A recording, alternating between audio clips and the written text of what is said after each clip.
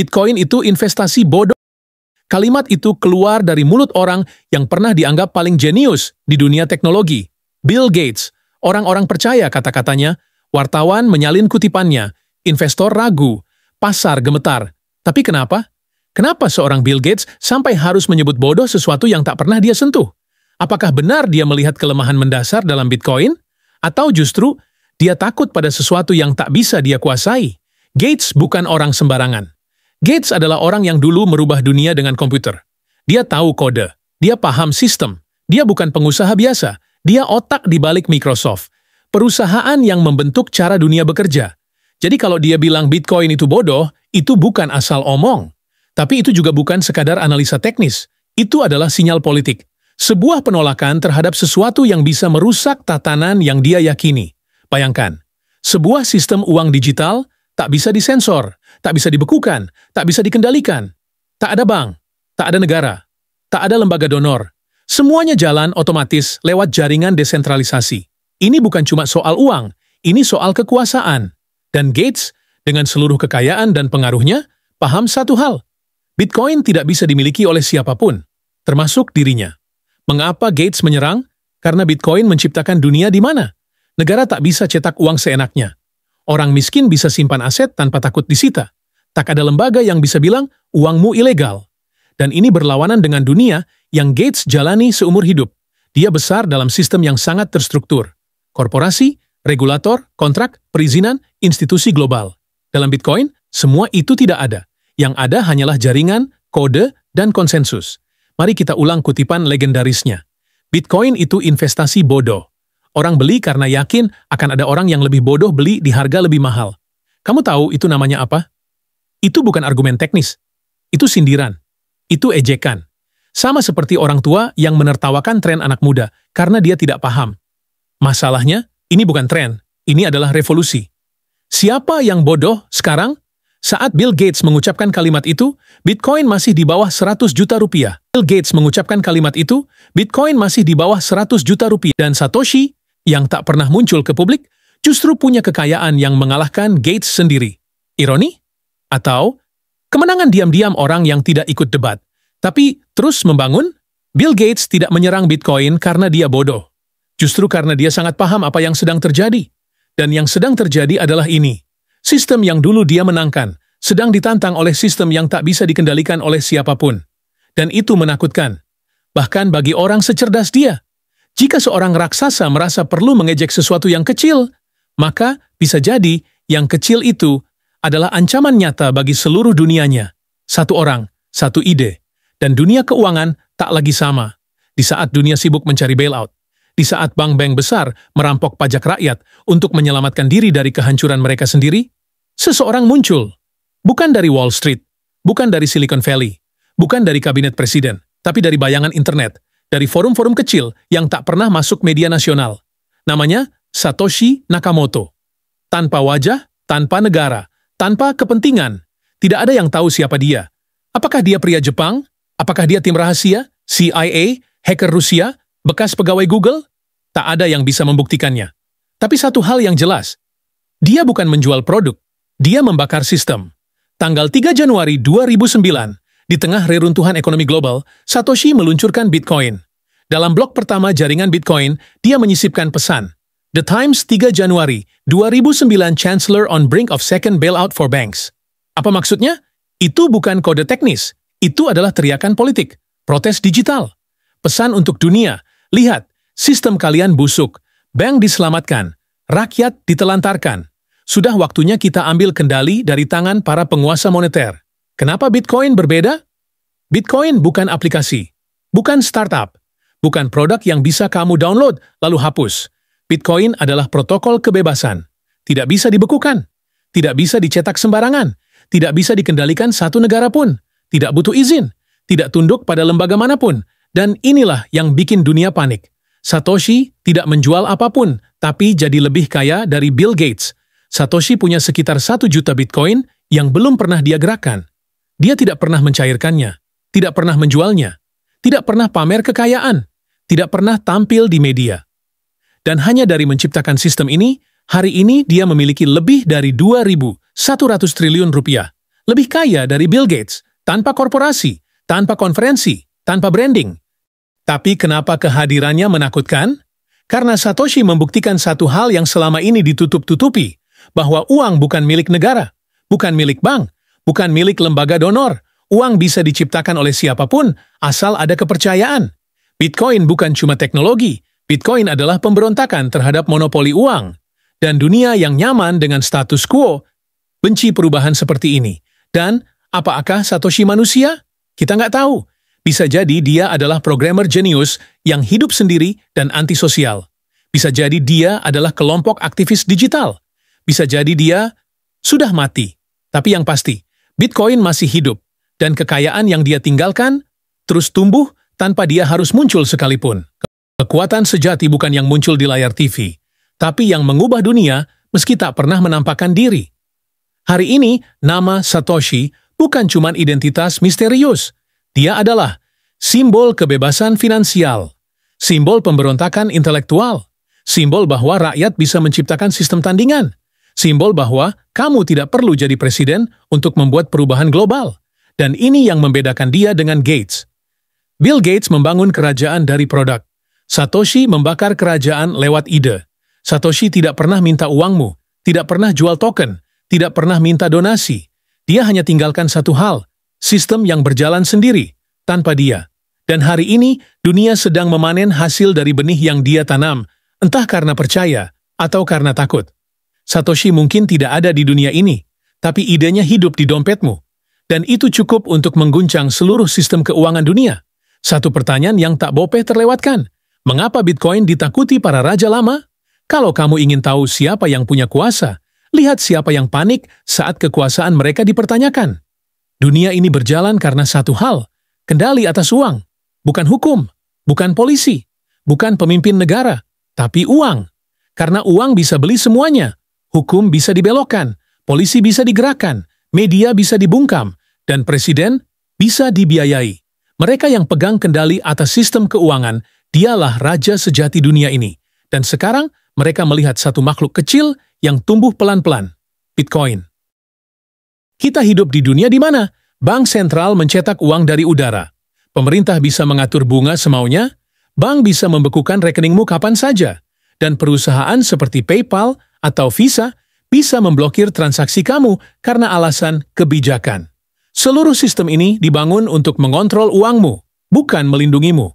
Dan selama puluhan tahun, tidak ada yang bisa melawan. Hingga datang Bitcoin.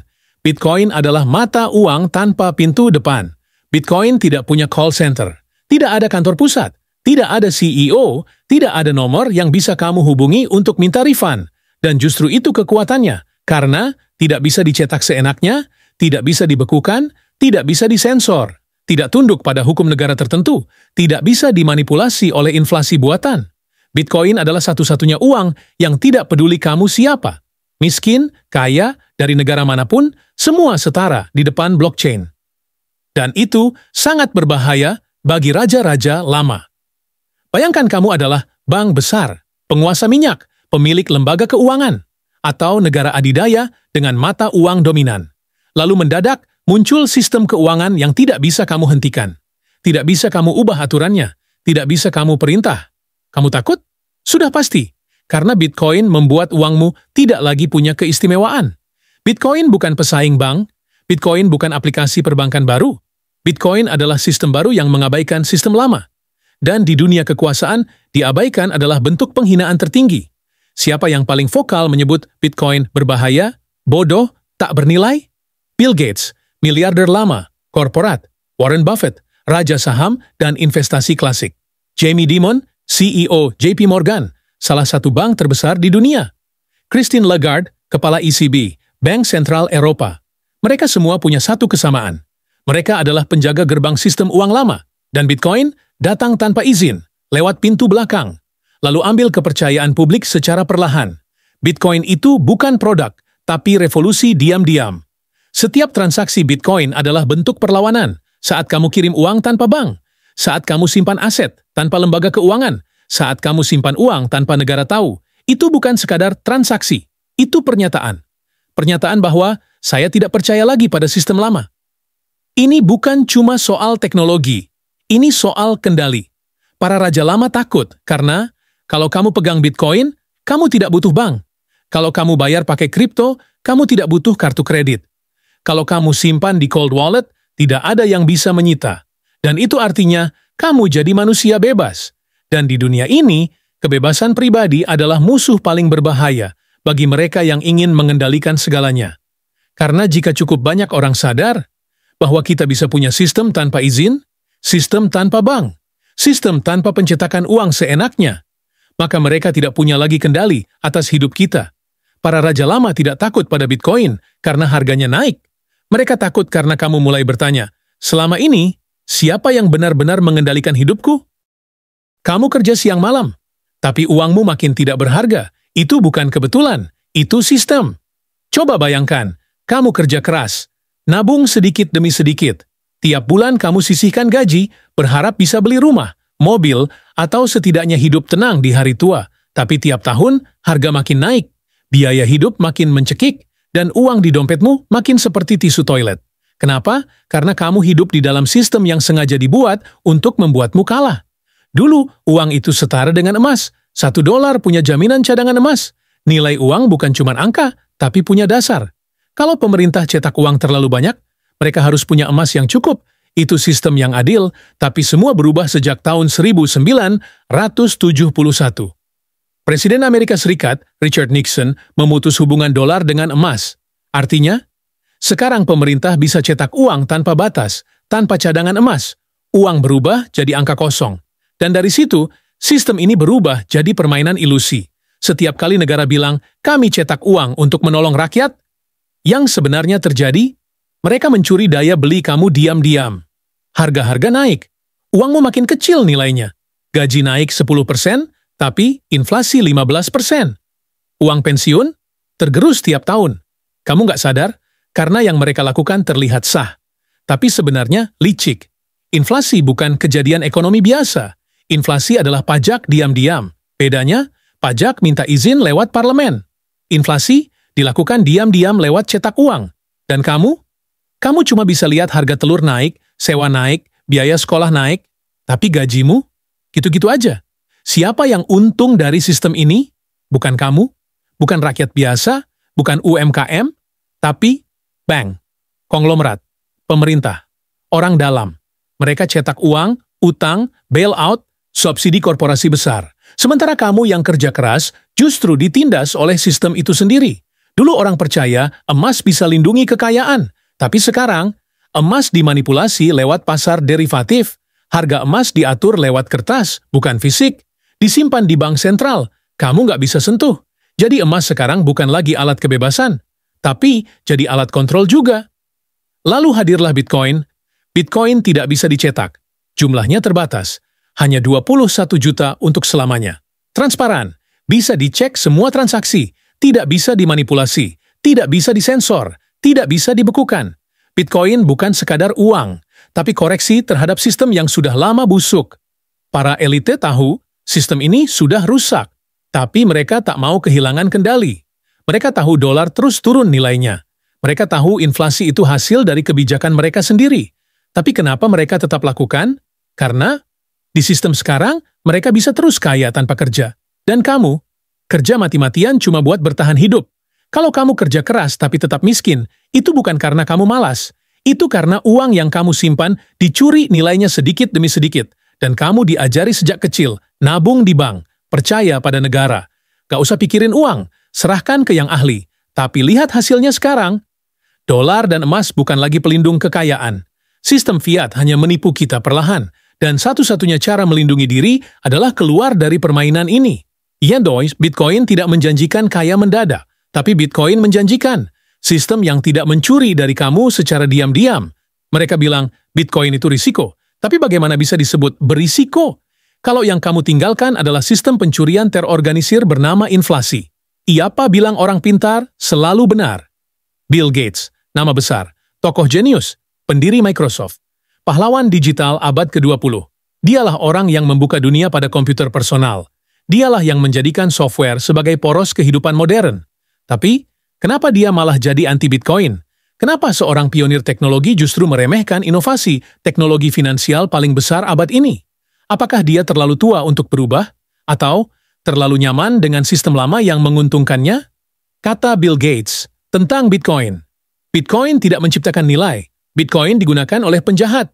Bitcoin boros energi. Kamu pernah dengar itu? Itu bukan komentar orang awam. Itu kata Bill Gates sendiri. Dan ironinya, komentar itu hampir identik dengan apa yang dikatakan oleh para bankir tua pada tahun 1990-an tentang komputer dan internet. Dulu, mereka mengatakan komputer hanya mainan. Tahun 1980-an, banyak ekonom dan politisi menghina komputer.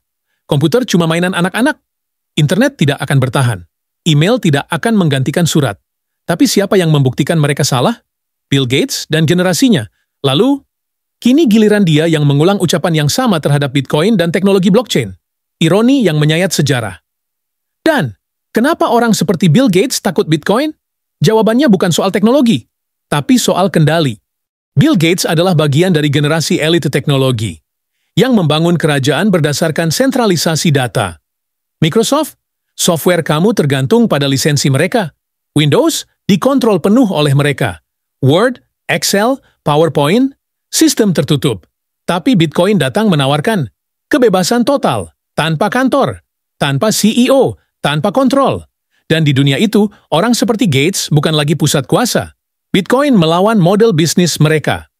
Gates tumbuh di dunia kapitalisme data. Modelnya, kontrol sama dengan keuntungan. Tapi Bitcoin tidak ada iklan, tidak bisa dijual jadi produk, tidak bisa dimonopoli. Makanya, meski ia jenius, Bitcoin tidak bisa ia kendalikan. Dan itu membuatnya resah.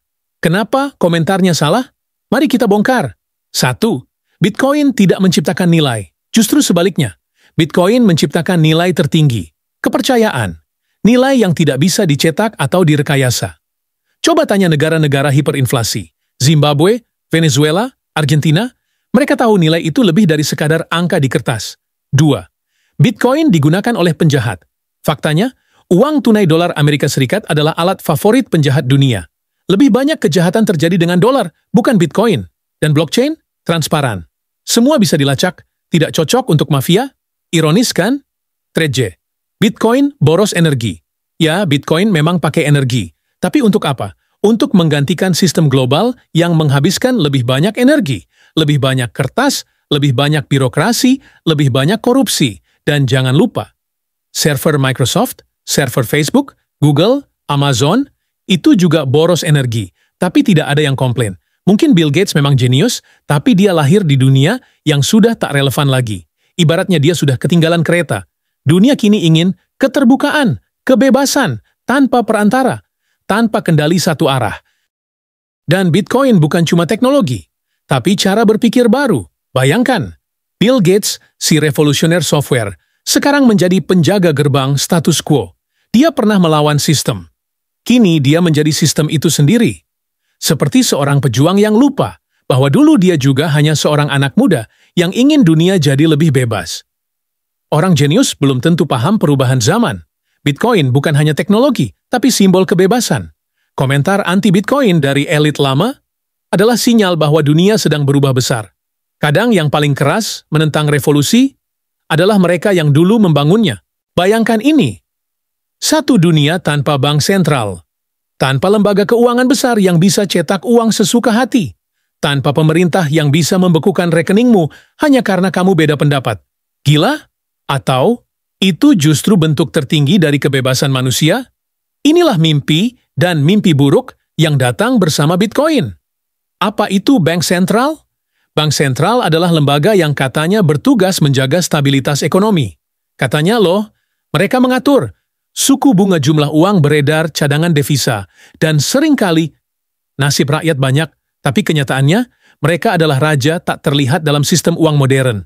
Coba pikirkan ini, kamu kerja keras tiap hari, menabung, mengatur pengeluaran, berhemat. Tapi suatu hari, bank sentral cetak triliun uang baru, tanpa kerja, tanpa produksi. Dan apa yang terjadi? Harga barang naik, inflasi, nilai uang tabunganmu turun. Tapi gaji kamu tetap. Siapa yang dirugikan? Kamu. Kita semua. Siapa yang diuntungkan? Pemilik aset bank pemerintah? Inilah bentuk pencurian paling sah secara hukum. Bitcoin merusak segalanya bagi mereka. Kenapa bisa begitu? Karena Bitcoin hadir membawa satu prinsip. Jumlah tetap, 21 juta. Titik. Tidak ada bank sentral Bitcoin. Tidak ada komite moneter. Tidak ada rapat penyesuaian suku bunga. Semua terjadi otomatis, transparan, tanpa bisa dimanipulasi. Dan itu membuat negara dan bank sentral panik. Bagaimana kita akan mengatur ekonomi jika uangnya tidak bisa kita kendalikan? Inilah ketakutan terdalam mereka. Selama ratusan tahun, sistem uang dirancang berlapis-lapis. 1. Rakyat dikasih uang kertas, mudah dikendalikan. 2. Bank simpan uangmu, mereka bisa mainkan. 3. Negara bisa lacak semua, kontrol penuh. Tapi kalau orang-orang pakai Bitcoin, negara tidak bisa melacak transaksi, bank tidak dibutuhkan, nilai uang tidak bisa didevaluasi semaunya, dan semua itu membuat mereka kehilangan kuasa. Apa kata mereka? Pernah dengar pejabat bilang, Bitcoin mengancam stabilitas ekonomi. Bitcoin membahayakan sistem keuangan nasional. Kedengarannya bijak, tapi kita perlu tanya, stabilitas buat siapa? Buat rakyat atau buat elit penguasa? Karena selama ini yang stabil adalah utang rakyat, kemiskinan struktural, kesenjangan sosial, bukan kesejahteraan. Data bicara. Jumlah uang beredar di Amerika Serikat tahun 2020 sampai 2021 naik 40%.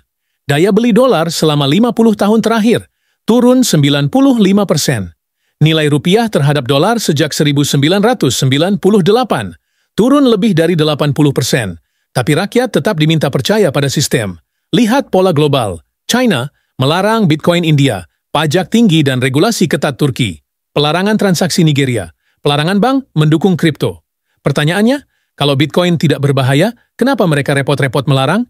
Karena ini bukan soal keamanan, tapi soal kekuasaan. Bitcoin Trust, kekuasaan individu. Dengan Bitcoin, kamu simpan uangmu sendiri, kamu kontrol transaksimu sendiri, kamu tidak butuh izin siapapun. Dan inilah yang membuat negara panik, karena mereka tidak bisa menakut-nakuti rakyat dengan sistem yang tidak bisa mereka sentuh.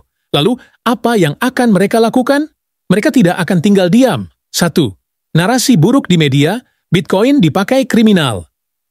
Bitcoin tidak punya nilai. 2. Pajak tinggi dan regulasi. Demi keamanan nasional, katanya. 3. Mata uang digital milik negara, CBDC. Ini bukan inovasi, ini pengawasan digital total. CBDC adalah kembalinya uang digital yang bisa dikontrol sepenuhnya.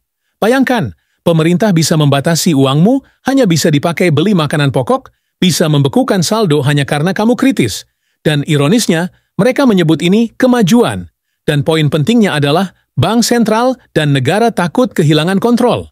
Bitcoin mengembalikan kekuasaan pada individu. Reaksi mereka penuh kepanikan terselubung. Masa depan adalah pertarungan antara kebebasan dan pengawasan total. Mata uangmu bukan milikmu, tapi kesadaranmu, itu senjata terakhir yang tak bisa direbut, kecuali kamu sendiri yang menyerahkannya. Sekarang kita sudah tahu semuanya. Tapi siapkah kita? Bitcoin sudah hadir. Teknologinya sudah ada. Jalan keluar dari sistem busuk ini sudah terbuka lebar. Tapi satu pertanyaan penting muncul.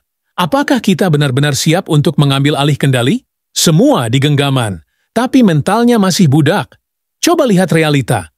Orang bisa beli Bitcoin semudah beli pulsa. Dompet digital tersebar di seluruh dunia. Konten edukasi tentang keuangan melimpah. Tapi, berapa banyak yang benar-benar peduli? Berapa banyak yang sadar bahwa ini adalah peluang revolusi finansial? Kebanyakan masih sibuk nunggu cuan cepat, bukan kebebasan jangka panjang. Mindset yang harus dipatahkan, inilah tantangan terbesar. Bukan teknologi, bukan regulasi, tapi mental budak sistem. Yang penting uang bisa ditarik di ATM. Gue nggak ngerti Bitcoin, males belajar. Yang penting bisa kredit motor dulu. Hari ini, orang-orang yang melek Bitcoin adalah para pionir. Kitalah yang akan mengedukasi, menyalakan obor kesadaran. Membuat orang lain bertanya, kenapa uang kita dibuat sedemikian busuk? Tapi ingat, ini bukan soal Bitcoin. Ini bukan soal token. Bukan soal grafik harga. Bukan soal jadi kaya semalam. Ini soal kontrol atas nasibmu sendiri. Kemerdekaan ekonomi, masa depan anak cucu kita. Bitcoin hanyalah awal. Teknologi bisa berkembang. Tapi prinsip dasarnya adalah kekuasaan harus kembali ke tangan individu. Rakyat yang sadar tidak bisa jalan sendiri. Harus ada komunitas, harus ada edukasi, harus ada dukungan. Bukan hanya agar paham teknologi, tapi agar tidak takut saat diserang narasi busuk, agar tidak goyah saat harga turun naik, agar tetap yakin bahwa ini adalah perjuangan ideologis. Kita sedang menghadapi dua kutub. Kubu lama, kubu baru, uang bisa dicetak, atau jumlah tetap 21 juta. Negara kontrol segalanya, atau individu punya kedaulatan. Transparansi semu, atau transparansi kode. Kekuasaan tersentralisasi, atau desentralisasi tanpa pemimpin. Kamu hanya pengguna, atau kamu adalah pemilik sistem. Dulu kita percaya uang datang dari keringat, tapi kini kita sadar. Uang sejati datang dari kesadaran, keberanian, dan kendali penuh atas pilihan kita sendiri. Kita hidup di zaman paling absurd dalam sejarah manusia, di mana uang bisa dicetak semaunya oleh segelintir elit, tapi keringat petani, tukang ojek, buruh, nelayan, tak pernah bisa dicetak ulang. Di mana inflasi dianggap biasa, padahal itu adalah pencurian paling licik yang pernah diciptakan manusia. Pencurian yang dilegalkan, dimaklumi, bahkan dibela oleh orang-orang yang seharusnya jadi penjaga keadilan. Dan dari reruntuhan sistem busuk itu, lahir satu kode,